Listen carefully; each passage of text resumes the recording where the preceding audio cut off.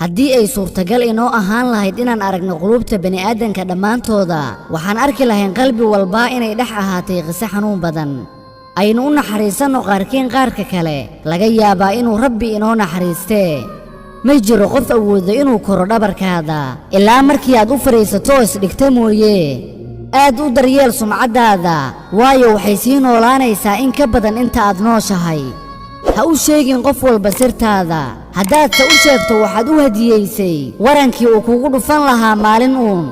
marnaba ha dhaawicin qof kuugu yimaaday inuu ku raaligelsho maxaa yeelay waxaaba dhaawac ugu filan raaligelinta uu ku raaligelinayo ilintu ma beddelayso waaqica jira balse waxaa ku nafisaya qalbiga adigu waxaa tahay mid alifaya kitaabkiisa maalinta qiyaama lagu xisaabin lahaa haddaba wanaaji doorashada jumladaha iyo kelimaadka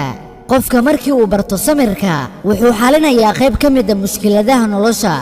aad ay u sahlan tahay qofka markii uu ka hadlayo samirka markii ayna ahayn musiibada dhacday musiibadiisa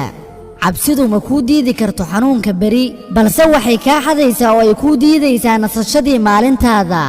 wanaagga qofku ma ahaanin waxa uu hantiyey balse waa waxa uu hibaynayo kuwa kale haa waan qirsanahay in aan ku fashilmay ilaalsashada dadka qaar laakiinse ma aanan noqon qof nacamleeye ah waana ogaa inay ugu filan tahay runta iyo nadiifnimada waxay weydiiyeen maxaad ka baratay wakhtigii ku dhaafay waxaan ku jawaabay waxaan ka bartay in qofkii ay tahay macdantiisu dahab inuu ahaanayo weligii dahab qofkii ay macdantiisu tahayna bir inuu isbeddelayo muddo kadib uuna daxalaysanayo